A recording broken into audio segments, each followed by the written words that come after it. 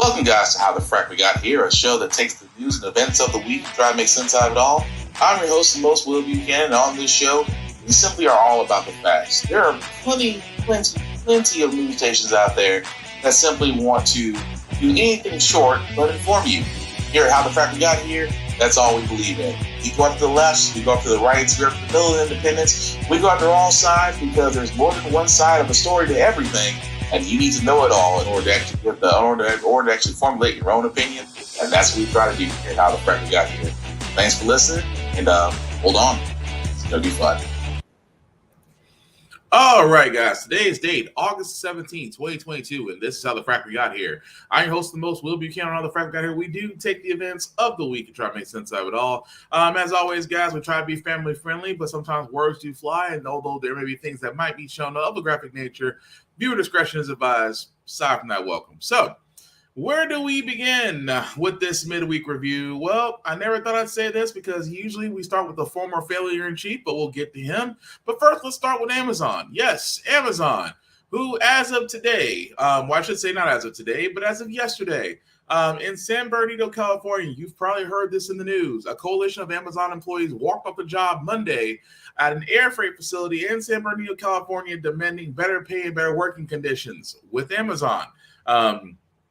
These people are calling themselves the Inland Empire Amazon Workers United, and claimed that a vast majority of people did coordinate in the walkout.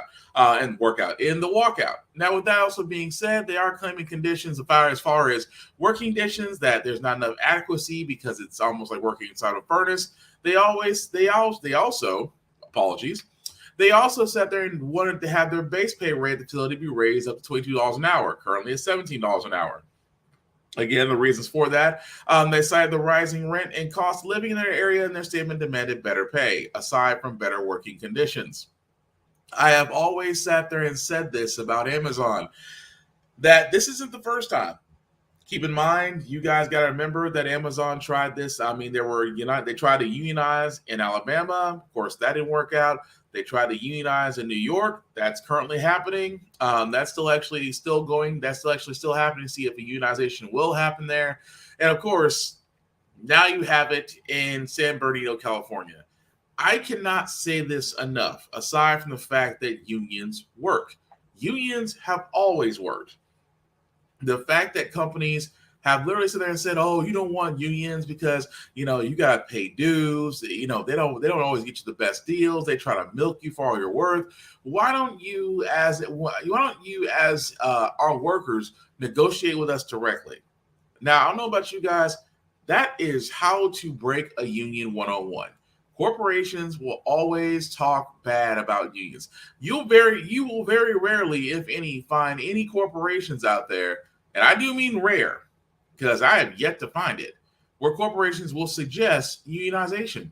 I myself, a former Dell employee, will sit there and say off the bat that Michael Dell at one point hated unions so much that if there was an inkling of a union happening at one of his locations, that location would be shut down, those jobs would be terminated, and everything would be moved to a more favorable city in his favor. I have yet to be called out on that. Almost anybody who's ever worked for Dell will sit there and say the same thing I'm saying. The thing about it is with Amazon, though, Amazon at this point is literally too big to feel anything. I know for a lot of people who are probably listening to this or watching this right now, you're probably sitting there saying, well, as big as Amazon is, they could have one recruitment drive, and those so-called people that left can easily be filled up by tomorrow, which you're right. But that's the problem. The problem is Amazon and other corporations like that have put it in. They basically sat there and said that that because of the fact that everybody uses them, it's because of the fact that they have cloud services that a lot of companies use, because of the fact that so many people order from them, yours unfortunately included, because of the convenience. It's what Amazon is now was basically Walmart in its heyday. Before they decided to stop going 24 hours. That's what Amazon is. So it's hard to sit there and say, well, we should unionize against Amazon. When Amazon does this, but we pay you guys. We pay you the highest in your city, in your state. We give you benefits from day one. We give you all these perks, but at the same time, we give you unsafe, almost unworkable conditions because everything goes to an algorithm. Whether you're working as a packer, whether you're working as a loader, whether you're working as a delivery driver, it's all based on an algorithm that doesn't take into the fact that a human has to work it.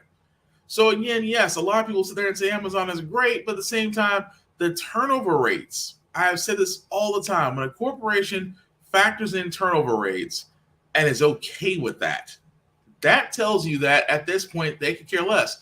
If those same said people, if they decide to terminate those same said people tomorrow, then they'll just add it in and say, well, we expect this. This is part of our budget. And it's a little messed up if you think about it, the fact that Amazon does take in turnovers and attrition and just calls it part of doing business. That's the problem with Amazon. Again, when you have the biggest retail giant out there that has literally for the last 20 plus years went from selling books to now selling everything. It's a little difficult to bring that giant down, but can it be done? Yes. I believe through unions, anything is possible. I do believe that workers in America get a better deal through unions than trying to negotiate with the actual corporations and companies themselves. You just don't win. There's the reason why they always keep saying there's always safety in numbers, but you're not going to win against Amazon this way just because they do factor in that type of principle into their budget.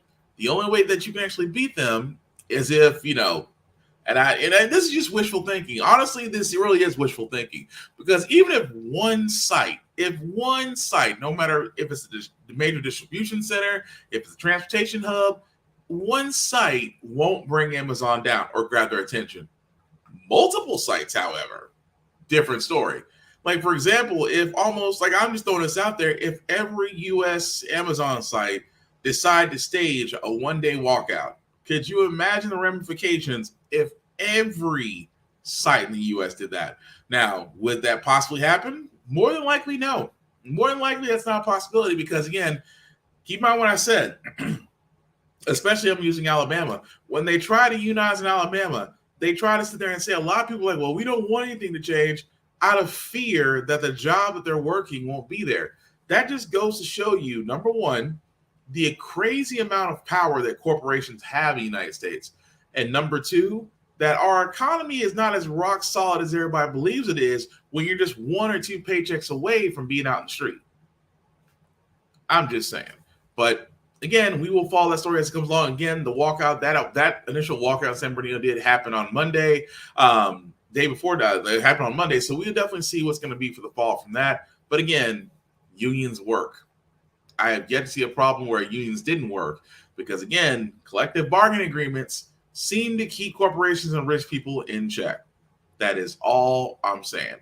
But move right along, guys. There is a civil suit against a Mississippi town. And if you're wondering for what it is, you'd be right. Being taken against a Mississippi police department. The civil rights organization Julian has filed a suit on behalf of 5 black plaintiffs whose allegations include excessive use of force, targeted traffic stops, and harassment by the Lexington Police Department. Now, ABC News has reached out to the police department and to the mayor's office, but we did not receive a comment. We are, however, joined now by Julian founder Jill Collin Jefferson and a resident of Lexington, Tasha Walden. Thank you both for being here. Let's start with an incident that some people may have heard of that's included in the suit. I know, Jill, this summer, your organization obtained and released an audio recording that allegedly had the police chief, Sam Dobbins, who's a defendant on this suit, using racist and homophobic slurs. Now, at the time, he told the Mississippi Center for Investigative Reporting he denied using those racial slurs or any other slurs. He said he doesn't speak that way, but he was fired. What role do you think he plays in how this police department runs now? First, thank you for having us. Defendant Dobbins, the role that he plays is that he still to this day is basically a part of this police force. He has continued to patrol this town in the passenger seat of an on-duty police vehicle with an on-duty officer. So in terms of how what he did influences the way that this this entire agency works, the way that this town functions, is that one, it continues to function in his shadow. His dominance is still there. And the officers he trained, the ones that he supervised and condoned their unconstitutional acts, they're still on that force and they're continuing to carry out those actions to this day. And these actions, it seems, at least according to your suit, are pretty widespread here. You say in your suit that in the past year or so, Black citizens have filed more than 200 complaints against this police department. We're talking about allegations of using roadblocks to target Black residents. Tasha, you're a member of the community. Can you tell us some of the things that you might have experienced or seen? Yes. Roadblocks, following you home out of the city limit.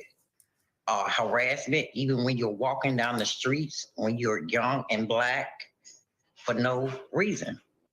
Tasha, do you think that this is something that maybe you think you've experienced, or is everybody in your community kind of aware about this happening? As of now, they are, because it's more than me. It's basically 99% other Blacks. Everyone aware of it. Jill, I know that your filing has a lot of allegations. We have some images up on our screen that are part of the suit. Can you explain what's happening in these photos? Yes. So in that photo there, LPD is arresting Darius Harris. He is one of the plaintiffs in the suit. On New Year's Eve, Darius and his brother Robert, another plaintiff, they were shooting fireworks on their private property. LPD came and harassed them, citing a violation of the fireworks ordinance. What they actually cited was not even law. The brothers told them to leave their property. LPD would not leave. Without warning, they tased Darius. That image that you see is Darius. He fell to the ground after they tased him.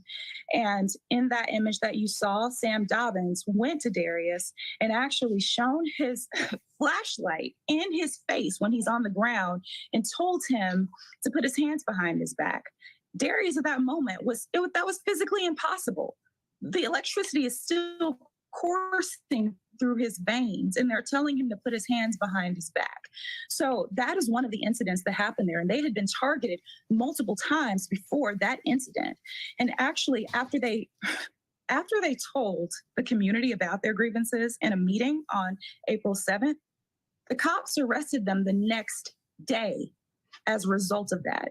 So this is something where the police are targeting people even when they speak out about their grievances. You're asking for compensatory and punitive damages, but I know that you also, the big picture here is that you want changes to this police department.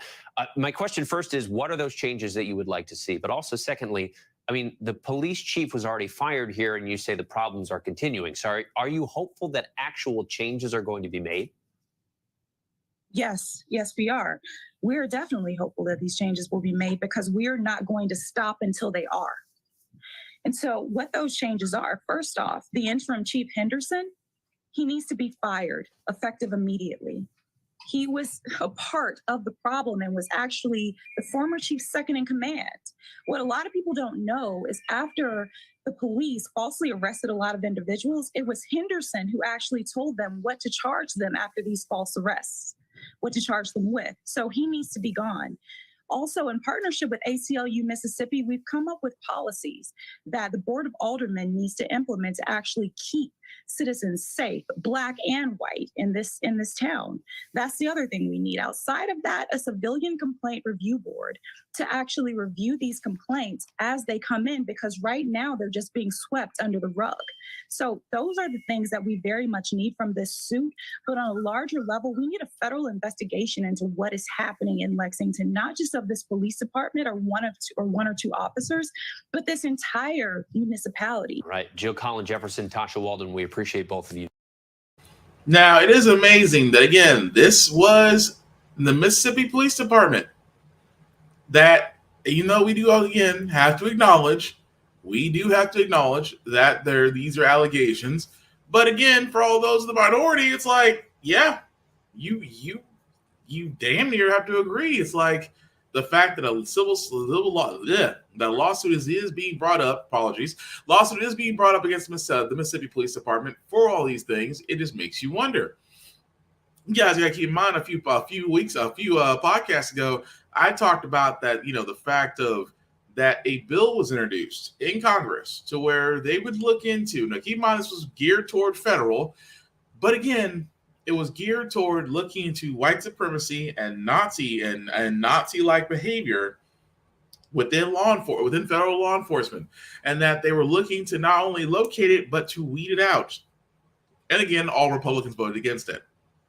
So it's not surprising to me that you have a lot of law enforcement out there who, again, always seem to want to point that minorities don't give them help. But when you see stories like this, it's almost like, what do you expect? Keeping the fact in mind that every time we say Black Lives Matter, that Blue Lives Matter, and Back the Blue always seem to come up, which again, we have found out recently how much BS those two statements are. But whenever it comes to minorities, we have always sat there and said, going on for decades, that there is a problem with law enforcement and how they react toward minorities. And Mississippi being a heavily red state with a dark history of all of its own, I'm just curious to see what happens next. I really am. I'm curious to see what happens next. I would like to see, just like the previous story back in North Carolina, where a simple person took over as the comp controller and the entire police department quit. Cool. I was happy with that outcome. The fact that they didn't like this one person that was coming in that was really making them do their jobs, they all quit. Cool. I don't, like I said, like Chris Rock said a minute ago, there are just some jobs you cannot have people that are just there or grandfathered in because they're just there. If they're not doing their jobs towards all, then they don't need to be there. So again, we'll follow that story as it goes along, as that lawsuit continues. But not only in law enforcement do we find ourselves having an issue with minorities. I never thought that I'd be telling a story I never thought I'd be playing a story like this. But again, it's just one of those things you just can't make up. Like fire departments having racist parties. Again, I cannot make this up. Says Captain Jeffrey Kerway chose to retire before the termination proceedings could begin. This comes after a notice of claim was filed by Rochester firefighter Jared Jones last week. And as Chase Hall tells us tonight, many are calling for an independent investigation to find out who else was at that party. Don, in that notice of claim, other damning accusations have been made, including that a high-ranking member of the Rochester Police Department was at that party. RPD is looking into whether any officers were in attendance.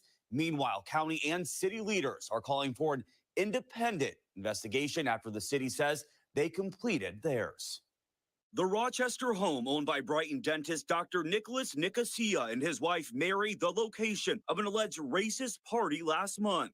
In a notice of claim filed by Rochester firefighter Jared Jones, he says his now former fire captain Jeffrey Kerway forced him and other on-duty firefighters to attend. Jones says he was greeted by a cutout of Donald Trump, Juneteenth flags, and buckets of fried chicken. Court paperwork also claims photos of local politicians were placed on stakes in the backyard.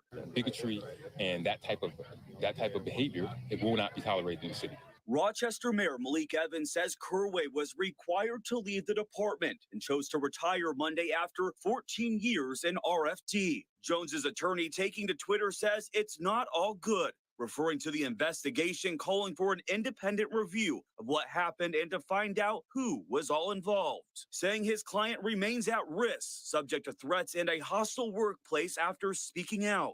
13 WAM caught up with Monroe County legislator Rachel Barnhart, who was allegedly impersonated in a degrading way at the party. She says the matter is far from over. Ultimately, I think we're going to need an independent review of what happened here. There are a lot more questions that need to be answered, and so far I'm kind of hearing a more disjointed and reactionary approach instead of really a proactive plan for how we're going to get to the bottom of what happened here. Citizens really deserve some answers.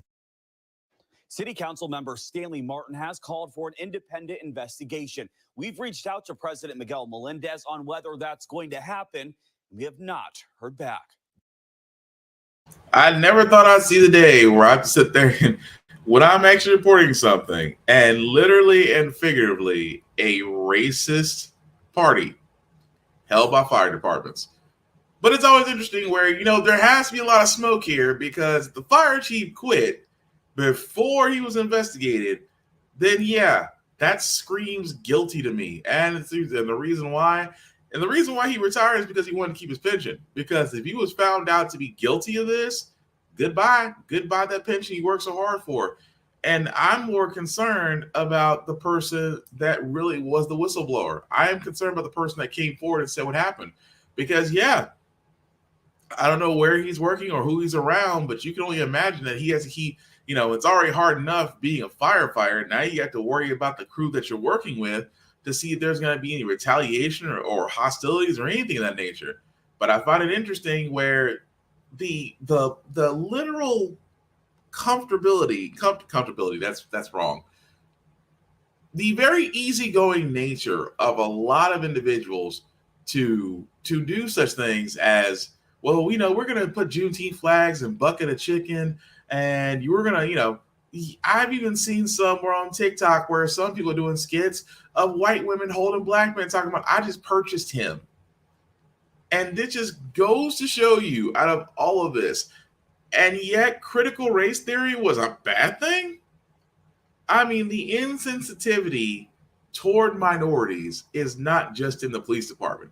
It's everywhere. That just goes to show you it's not just law enforcement.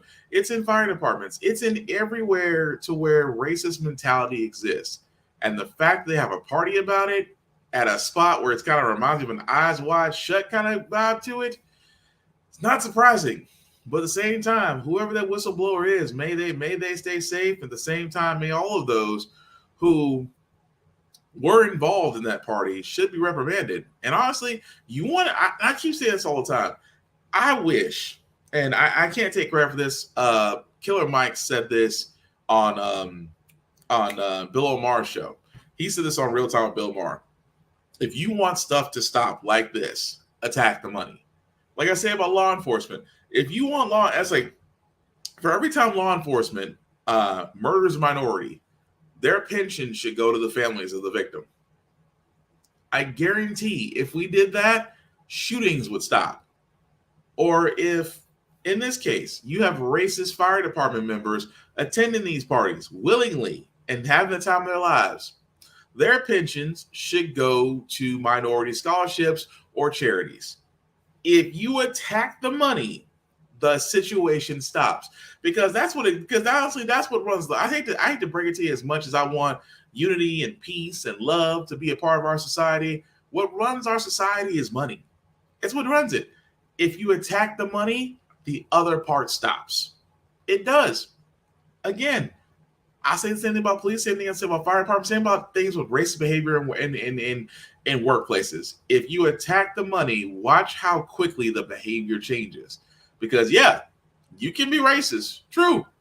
You can't be racist and broke. I'm just saying, you can't be racist and broke. You can't be racist and looking for a job. You can't be racist and not have money. You cannot be racist and not have a set level of comfort. Because trust me, if the money was attacked, watch how quickly everything changes. That is all I'm saying. But moving right along, guys, I did want to get to the fact that President Biden did sign the Inflation Reduction Act. And for all those that don't know what's included and what's not included, let's get in the fact of what's included first. Reported President Biden has now signed the Inflation Reduction Act into law. It includes hundreds of billions of dollars in funding to combat the climate crisis and to lower health care costs. But here's a look at the landmark legislation by the numbers. $369 billion. That is the total amount of money this will direct to renewable energy projects and to the lowering of greenhouse emissions. It includes $80 billion in rebates, including as much as $14,000 for individual consumers who can claim money back for installing energy-efficient appliances in their homes. Homeowners can also claim 30% tax credits for installing solar panels. And for those who are looking to purchase electric vehicles, there are tax credits worth $7,500 for new EVs, $4,000 for used ones. The new law also directs billions at helping people cover health care costs. The Congressional Budget Office estimates insurance premium subsidies extended in this law are going to protect 13 million Americans from increases in their insurance premiums and help 2 million people keep their health insurance who might have lost it otherwise due to rising costs. And the IRS is set to receive $80 billion in additional funding over the next 10 years, allowing it to audit a greater number of high-income earners while also modernizing the agency. According to the Washington Post, that could have the most immediate effect on Americans who might be able to expect faster tax refunds as a result. So for a lot of things, again, this was taken from this. Also, the fact that Medicare is now allowed to negotiate drug prices. So that's great for all those who are under Medicare Part, especially the Part D prescription plan, which means they'll be able to get lower drug costs. Again, green services, the Green New Deal, although, a lot of money is going to that. I wish more did. But as great as that was, and that the fact that, yes, a lot of Americans are going to see some relief, and I do say some relief, there is a problem concerning the fact that, again, no Republicans voted for this. Republicans, as they had done this entire congressional session under Biden, again, all voted no. The big difference was, keep in mind, they're under budget reconciliation, which means that as long as all 50 Democrats on the Senate side vote for this, that it can go through regardless of or lack of Republican support. That being said, I have found myself saying on this podcast multiple times about Manchin. Manchin is literally Albatross in Biden's administration. Biden, for Manchin, he was the wall that the Republicans never asked for, but again, we're very thankful for, because Manchin alone killed the Democratic progressive reform agenda. It did kill it, because Biden came out with so many things he wanted to do: increase minimum wage, do something about student loan debt, which we'll get into momentarily. He wanted to increase the wanted to go with the Green New Deal, wanted to go his Build Back America plan, wanted to go after voting rights to make secure them. And let's be honest, the Democrats don't really have a winning track on cases on the campaign promises that Biden has made. They really do not have a winning track record. Sure, you may have a few things under your belt.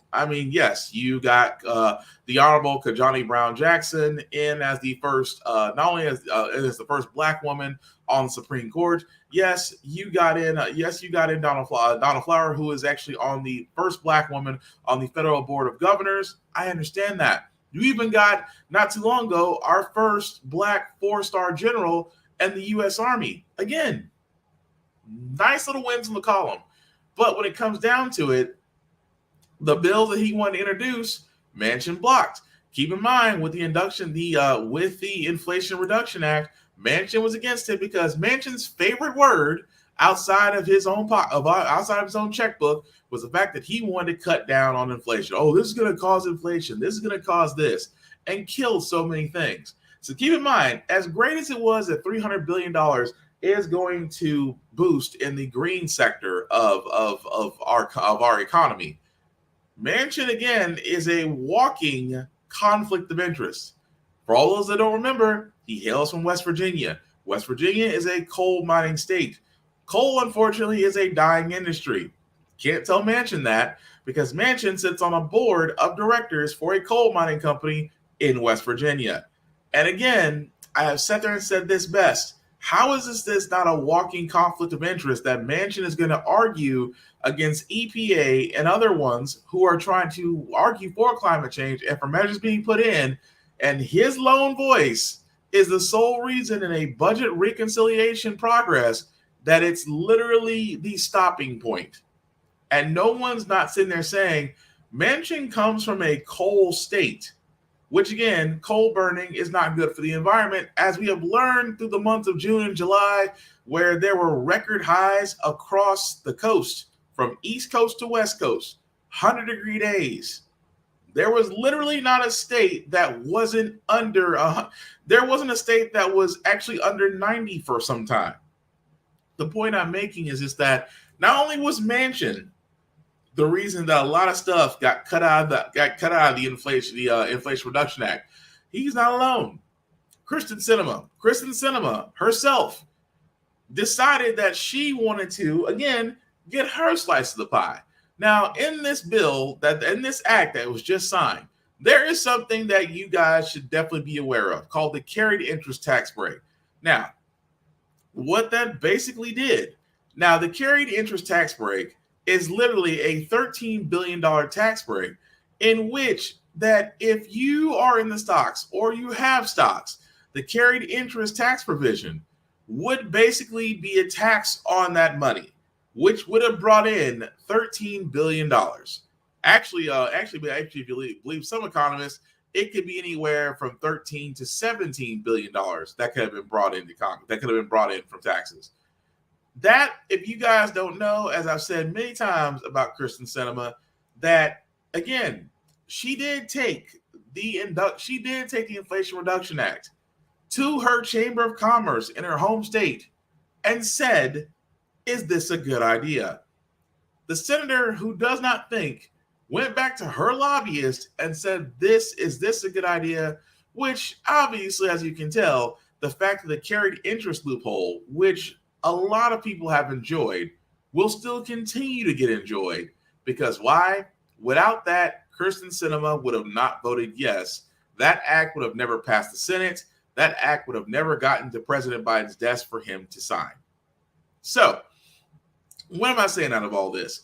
I'm saying out of all this that for the simple fact of the matter, guys, the Democrats are not all whole. Yes, the midterms are next month. Yes, the Republicans still may have an easier time, considering the fact that the Supreme Court, overly conservative, did overturn Roe versus Wade. A lot of states have reversed their stance on abortion, even banned it in some states, made it harder for women to get abortions, made it harder for women to get medications, even with the Supreme Court possibly looking at other landmark cases that have shaped our country. They may go back and try to reverse those. I'm just saying, Republicans, for them showing their whole ass right now, we'll probably still more than likely get a whole bunch of idiots who believe things were better under Republican law, or pretty much might as well be Republican law. It's no different from Sharia law, but still believe their life is better. They'll have no problem convincing them. Democrats, on the other hand, may have a harder time. Like I said before, they didn't get a lot passed that's actually helped Americans. I mean, the George Floyd Police Reform Act bill got killed because of a raccoon on the Republican side that did nothing more than do exactly what they wanted him to do, kill the bill. The Voting Rights Act, which would actually have protected us in this upcoming election and future elections, got killed because Manchin didn't like the way it sounded. He didn't even like the John Lewis Act, which again is a watered down version of the Voting Rights Act. Again, shot that down. They also shot down the idea of a minimum wage. Ask yourself one question. Since that's been brought up and shot down, has anyone talked about raising the minimum wage? It is still $7.29. Biden talked about raising it, which again, if you're going by the economists, minimum wage today would have to be anywhere between $24 to $26 an hour, because minimum wage is supposed to be the least amount that you can have, the least amount that you can make and still live in a quote unquote one bedroom apartment and still be able to survive. Which at $7.29 an hour in today's economy, that's not happening. But again, minimum wage died. Student loans. We just got through saying just last week that Biden is again extending the pause on student loans. I cannot tell you how many times. I think this is like number 6 this has happened. The 6th time this pause has been extended. And again, either Biden will say or will not say that he will cancel all student loan debt, even though we have proven time and time again, if we can fund 2 wars that have toppled nearly $7 billion, then $1.7 trillion should not be a problem. That's all I'm saying. But again, Democrats are going to have a harder time. But I will say this, regardless of how you vote. Please get out there and vote. Please be active, because we do not need people to sit there and say, well, I didn't like the choices. Again, if you don't like what's out there, put a name down. Put a name down that you believe in. Or better yet, run for office. That's what these last people have been doing for these last couple of years. This new crop of candidates have been doing just that. And there have been plenty of places online that will show you exactly how to run for office. So again, be active. That's all I'm saying. But speaking of being active, guys, you're probably seeing this a lot around the U.S. that there's a teacher shortage. Gee, I wonder why. Country are reopening their doors, but a nationwide teacher shortage has left many school districts scrambling to find alternative solutions. Get this, 600,000 educators have resigned since 2020, according to the U.S. Bureau of Labor Statistics. Joining me now is Aubrielle Elzinga-Jarman. She's a former first grade teacher who resigned from her position. Aubrielle, thank you for joining us here on ABC News Live. Thank you for having me. And let me say, shout out to teachers. I love teachers. I'm a big fan of teachers. And to hear that you left your position after such short time, so disheartening. What prompted your departure, and was it an easy decision? It was not an easy decision. I loved teaching. I love kids. And so it was a really hard decision for me to make. But COVID made teaching a lot harder. And it was really hard to have a work-life balance with teaching. And you felt you weren't appreciated. In what ways? I felt like I was given a lot of expectations, but not enough time to do them. And I felt like teachers aren't appreciated as much as they should be. And what do you think needs to be done to shift the decline in educators? Well, I think appreciating teachers more, giving them more resources, and paying them more. And tell me again exactly where you are and what challenges you were facing. So I am in Colorado, and some of the challenges that we were facing were a sub shortage. And so if we wanted to take any days off, it was really hard. And if we did, sometimes there wasn't a sub to take our day. And so we would have to split the students up amongst other teachers. So we would have about 39 kids in a young class. So having 39 first graders is a lot. And I'm sure you have a number of friends, colleagues who are still educators. What stories are you hearing? And are you hearing them in Colorado? Are you also hearing them in other states? Yes, I'm hearing them from both. I went to school in Utah, so I'm hearing a lot of similar problems that teachers are having there, where they just want more support, more resources for the kids. So I'm definitely hearing it from other places across the country. All right, Aubrielle Elzinga-Jarman, we're going to leave it there. I really appreciate your time, and thank you for coming to speak with us here on ABC News Live. So surprise, surprise, surprise. A teacher shortage. As you can see from the Census Bureau, over 500,000 plus teachers have left their post. And you know what? I blame those who, you know what I want to do? I'm just going to go out and say it. I blame those who just a few months ago, remember CRT was CRT was a big thing? We don't want you teaching critical race theory to our kids. And then you went after the books. We don't want these books being read by our kids. Then you attacked education. We don't want you teaching this to our kids. When you've attacked, number one, you've attacked what a teacher teaches. You attack the education system. You attack the literacy system. You attack libraries, librarians. And then on top of that, you decide that you wanted to be able to sit there and say, well, I should have more control over what my child is learning. Well, you got it. But you expect the teachers, and then you still expect teachers, especially in the middle of school shootings, to become freaking soldiers. This is your chickens coming home to roost. This is what happens. This is what happens on top of not paying teachers appropriately. This is what happens when you turn around and you sit there and say, well, I want to dictate what I want to teach my child. You know what teachers, you know what educators are saying? Cool, go for it. We're not getting paid enough to do this anyway. Our schools are overcrowded. Our educational system needs to be overhauled. the fact that parents are now getting to decide the curriculum and books that are being allowed to be read for these kids. You guys wanted to be the teachers, so what did the teachers do? They went and found greener pastures. It's almost the same sense that at the time when the pandemic was happening, folks were deciding whether $9 or $10 an hour jobs were cutting it just to risk getting corona. And a lot of people sat there and said, well, if you don't like your job, just go find a better job. That's the reason why your ass is sitting right there at McDonald's for 30 minutes up to an hour. Because those very same people you told to go find better jobs, guess what? Went and found them. You just now told educators the same thing. And you don't think that public education as a whole is not going to be affected by this? Again, 600,000 teachers have resigned. I can tell you truly off the bat here in Tennessee, they're having a hard problem trying to fill at least 40,000 positions.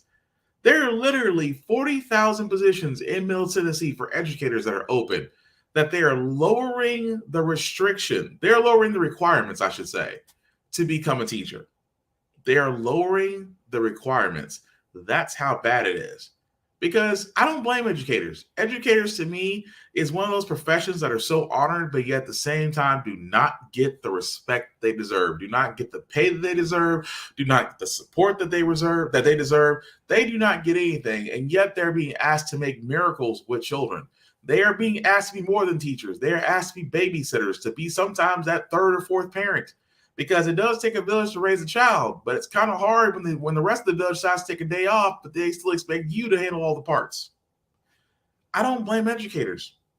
But not only some fact of the matter is that as some educators have either went to private academies or other schools that actually pay more or be able to give them exactly what they asked for. But the true people that are suffering in all this is the kids. Why? Because we have yet to acknowledge the fact that, again, we let the parents, or I should say, we let a certain amount of parents who had influence in areas, mostly conservative, to turn around and dictate what teachers can and cannot do.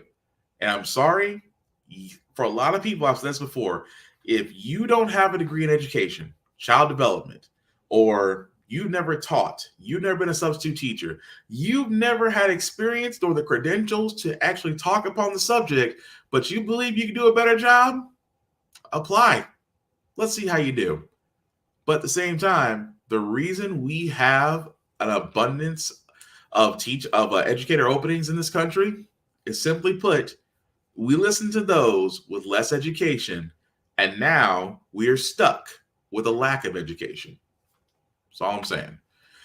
But moving right along, guys, I did want to cover this because, again, it wouldn't be our podcast without covering our failure in chief or former president, but I call him failure in chief. Our failure in chief right now is not having a really good week. Thoughts and prayers. The focus is intensifying on investigations swirling around former President Trump. In Washington, several are underway surrounding his finances, classified documents, and the January 6th attack. In New York, there are civil and criminal investigations into the former president's business dealings. And in Georgia, a special grand jury is looking into efforts to overturn the 2020 election. Tomorrow in Atlanta, Rudy Giuliani is expected to testify. His lawyer telling NBC News he's now a target in that probe, and it's unlikely he'll answer questions about conversations with his former boss. Can Mr. Giuliani claim attorney-client privilege? He can try, but that won't even be the most prominent likely privilege that he asserts. It will likely be the Fifth Amendment privilege against self-incrimination. Tonight, new details about former Trump Organization Chief Financial Officer Alan Weisselberg. NBC News has learned he's expected to plead guilty in his tax evasion case and be sentenced to 5 months in jail. He's also expected to cooperate in the upcoming trial against the Trump Organization, but not with investigations involving the former president himself. Before taking office, Mr. Trump repeatedly called out Hillary Clinton for storing classified information on a private email server as Secretary of State. In my administration, I'm going to enforce all laws concerning the protection of classified information. as President Mr. Trump signed a law stiffening penalties for the mishandling of classified documents, turning it from a misdemeanor into a felony. What does this moment mean for former President Trump from a legal perspective? For Mr. Trump, it's a remarkable moment, but also for the nation. The mere fact that a former president of the United States is under multiple investigation for multiple things in multiple places, that is momentous. The scrutiny on Mr. Trump mounting as he weighs another run for the nation's highest office. Kristen Welker. Well, at this point, he's got no choice. He has no choice. Because you got to think, not only the fact, I keep bringing this up with everybody that keeps forgetting, this man is involved in multiple lawsuits. Not just the fact of what the FBI is now treating as a Espionage Act charge with the documents they took from Mar-a-Lago, which, if you do believe the rumors, because nothing has been circumstanced as of yet, some of those documents may have contained highly sensitive information that when Trump left the office, he lost his security clearance to have. And I mean sensitive information. I'm not saying, and like I said, nothing's been confirmed as far as what's on said documents, even though there have been notes of that, Russian state news is saying that, oh, well, we've seen the documents, we've seen this, it's Russia. Take it with a grain of salt. But what I'm saying is the fact that Trump is not only in the hot water, he's not only in hot water with DOJ. Not only is he the target of the January 6th Commission, not only is he in New York dealing with his dealing with taxes and his real estate issues, and only dealing with Georgia with the fake electors, with that whole case going on, and other mini lawsuits. If I was Trump's lawyer, it is Christmas right now, considering how many lawsuits go against him. But again, it's amazing they say he's mulling a 2024 run. Oh, he's gonna run, because you know what happened? I'm gonna tell you what happened. Because when he first ran for presidency, how quickly did none of his previous issues come up? And if they did, they were put to the wayside. Why? He's on a presidential run. Because the current opinion of the DOJ at the time was not to go after presidents. But now things have changed. He's not the president anymore. Even though he puts his letterhead, he still believes that he is. He still touts the big lie. His impact, unfortunately, is undeniable, because those he has supported on their campaigns and their elections in their respective states, a good majority of them have won. Even the woman that he supported upset Liz Cheney in Wyoming. She was confirmed to win the primary. So again, to say that Trump's not going to run, it is the greatest crime story outside of Goodfellas. Do we know he's guilty? Beyond a shadow of a doubt. Is he responsible for the January 6th failed coup d'etat? Exactly. Did he muff up his tax returns? Yes, because again, not too long ago, the New York Times actually did get a copy of his tax returns 20 years ago, where he had written off $1 billion plus in write-offs. $1 billion plus. And yet still calls himself a successful businessman. I highly freaking doubt it. But again, with the way this story is going, it's got to have an end somewhere, but we will follow that as it comes along. Last two stories, guys, we get to our feel-good segment. I told you guys we were going to talk about student loans because, again, the one thing that Biden can say that he is doing. Now, of course, we are waiting for his answer because supposedly at the end of the month, he will give his answer on whether or not he is canceling the total student loan debt. I have said before that if he does that or decriminalizes marijuana or both, that the Democrats may win the midterm elections by a landslide if he did one or two or the other. That being said, however, we have seen throughout his campaign, his first term presidency, that he has canceled debt for a number of people. However, there are still 20 plus million Americans who are still having their student loan debt that prevents them from buying a house or a car or just trying to update the credit profile, things of that nature. That being said, however, if you were officially a part of ITT Tech a long time ago, I know it's a name it's an institution that hasn't been heard in a while, but if you were a part of ITT Tech, guys, Biden administration did announce that they are canceling all debt, all student loan debt from ITT Tech, which totals up to almost up to $4 billion. Keep in mind, ITT Tech was shut down years ago because it was one of those for-profit colleges that was taking financial aid and federal funding from students and was pretty much screwing them over. Of course, ITT Tech was shut down after the Department of Education did go after them. But Biden administration did announce yesterday that they are canceling all student loan debt associated with ITT Tech, which again is $3.9 billion in student loan debt. Now, again, I've got nothing against that. I think it's great. I still think it's great. And keep in mind, there is still other for-profit colleges out there who may have done the same thing as ITT Tech and may not have been caught as of yet. But again, Biden, as much as I'm loving the fact that he is keeping somewhat of a campaign promise and going after student loan debt, again, the $1.7 trillion is still out there. We have proven time and time again that the student loan debt can be canceled out. To actually help that, and I said before, if he did cancel it, we will not see the inflation and rising costs as Republicans have stated would happen. It would not. Don't believe me? Look at the wars in Afghanistan and Iraq. We have not had we should have had major inflation from those two theaters of war alone.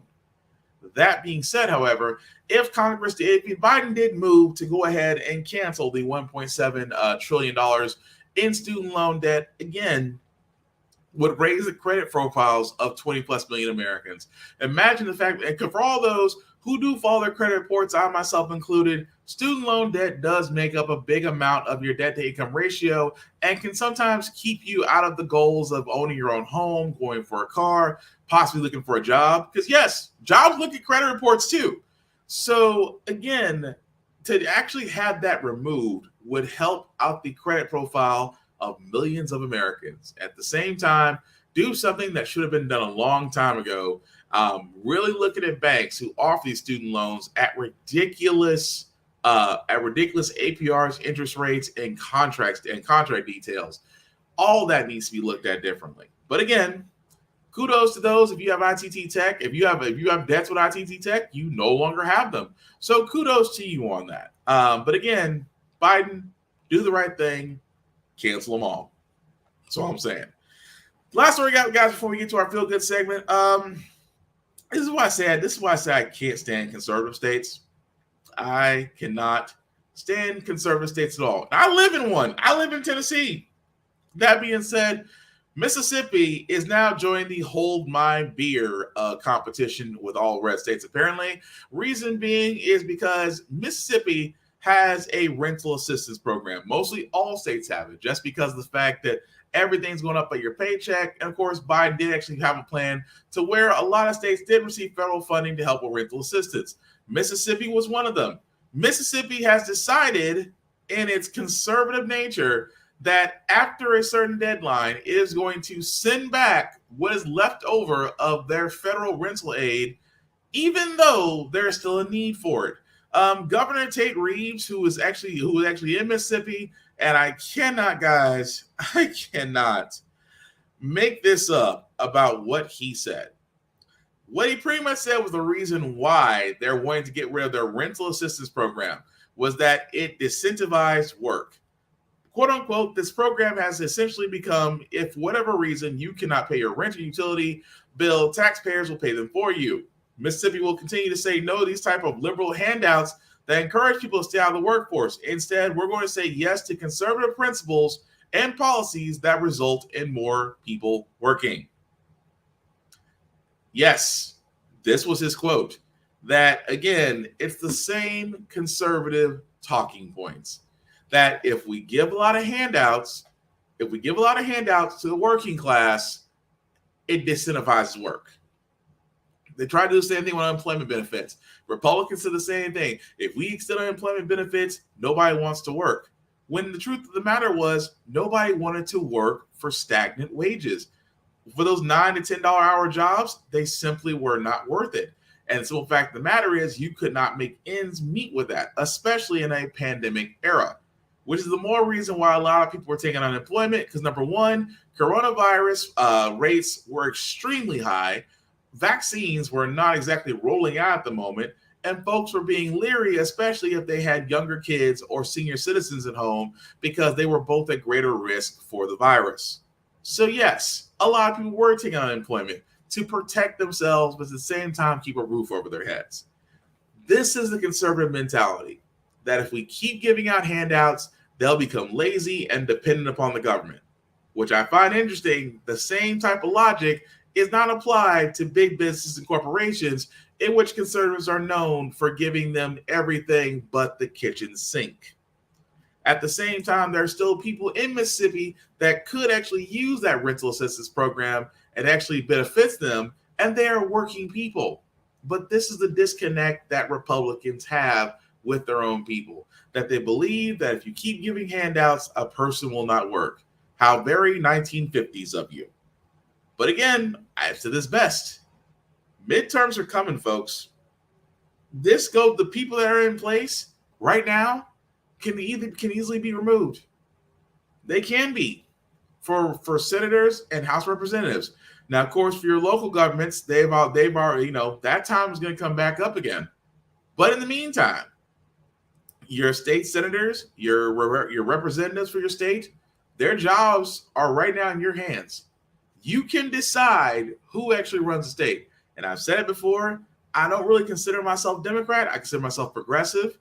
But at the same time, I will never consider myself conservative, because conservative thinking has always been the same.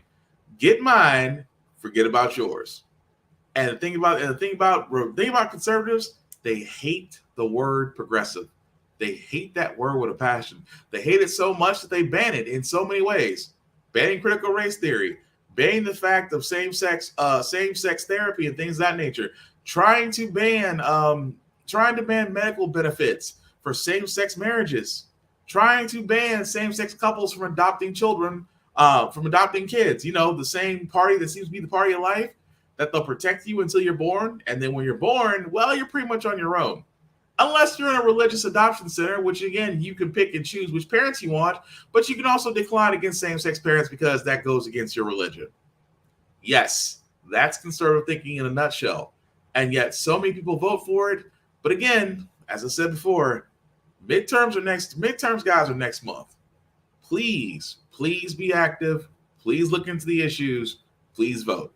That's all I'm saying. Because right now, there are a bunch of idiots in places that they shouldn't be, and they're growing. That being said, guys, we're going to move on to our feel-good segment, because usually how the fact we got here, we do cover a lot of things that are doom and gloom. Sometimes we can use faith in humanity, but hey, it's midweek. It's hump day. So we're trying to get through it, because, Thursday is Friday Eve, and again, we want to leave you guys out some good vibrations. So with that being said, guys, I do want to start with this one from the sports area, from Little League. Who knew that Little League was still going on, considering the fact that football is a thing now? But still, I just want to spread the good news. We are back now with our play of the day, and there is nothing like an underdog victory. And this Little League win, it's being called the Massapequa Miracle. 12-year-old Joey Leonetti capping off a no-hitter, sending the New York team to the Little League World Series as champions of the Metro region. You can see everyone cheering. I love this massive huddle that's taking place right now. This will be the team's first trip to Williamsport in their 72-year history. The team says they're super excited to meet kids from around the world. They're excited to make new friends, and apparently they're really excited about checking out the arcade in the player dorm. That's supposed to be everything. We've both been at the Little League World Series, and it is epic. So cute. It's the best. Congratulations to them. And I bet they did say, we're super excited. Yes. And congratulations to them as well. I'm not going to lie. What arcade do they have there that they're excited to see it? Because I'm a gamer. If the arcade is sweet, I'm happy. I mean, that's my fiance. She can drop me off like a kid in the arcade while she goes shopping. I'm cool. And it's not the fact that I take it as an insult. It's the fact that, hey, put me where I'm going to be happy and you can shop in peace. But That being said, guys, that's going to do it for this podcast. I do thank everybody that liked, that watched, that shared, let people going on. I certainly appreciate it. Some shameless plugging before I do get out of here, guys. I do want to talk about my buddy Big BZA Dot. You can find him, Adavon Westwood, on Facebook, Big BZA Dot on socials, where you can see all of his trailer, all of his podcasts there. Of course, his beats are back again, so definitely check him out. For things that you may like, he may even sell them to you. You just got to ask him. The man's very talented. But definitely check him out there, Big BZA Dot on all socials. As for yours truly, guys, on all socials, myself, BlackFox447. You can definitely follow me as I usually post some funny stuff, some clips from my podcast, inspirational stuff, and some gym stuff because I do a couple push-ups. At the same time, guys, I'm all about motivation, pushing people forward, again, because we have had a rough couple of years. So there's one thing I do want to ask from folks. I'm just saying be kinder to each other. Each of us are going through a battle that nobody knows about, and just checking up on people, seeing how they're doing, can do a lot more than put a smile on their face. You can actually may save a life in the process. So definitely be kinder. It takes 0 energy to be nice. It takes 100% to be a dick. So just fucking be nice. That being said, guys, as you see at the bottom with the trail link there, let me actually make that just a wee bit bigger. If you copy and paste that, copy that link that you have in your browser, take to my link tree that has the YouTube and Facebook groups for all of my podcasts. How the Frack got here, Get Bit, and of course, the Alphaman's podcast. Definitely like, share, subscribe. Let me know what you think. Did you like what we did? Did you like what we did? If you agreed or disagreed with whatever was said on the show, I want to know. Let's keep on carrying on that conversation. That's all I ask. That being said, guys, also, Corona and its multi-Decepticons are still out there. If you're going to a place with a lot of heavy traffic, guys, please wear a mask. Please protect yourselves. Because, again, with everything, including monkeypox going on, the better you protect yourself, the better you can protect others. And that's how we're going to beat this pandemic. So, with that being said, guys, last thing I'll say about how the Frack got here, it's all about staying informed. We are not trying to change your minds or reinvent the wheel. We are simply giving you all the information that you'll need to go along with it, a logical perspective to actually help you out. We do a lot better in society once we're informed. We're progressive. We move forward. We try to right our wrongs of our past by making decisions now that we should have done back then, like electing our first Black woman to the Supreme Court, electing our first Black woman to the Federal Board of Governors, electing our first Black 4-star general to the U.S. Army. When we don't learn from history, we are doomed to repeat it. That's why we keep asking ourselves, why does everything go up by our paycheck? Why are we electing different politicians but still the same old game in Congress? And most importantly, how the Frack we got here. Thank you all for watching. And again, if you're watching this on the playback, please comment if it's live. I still want to know what you guys thought. Please take care of yourselves and each other.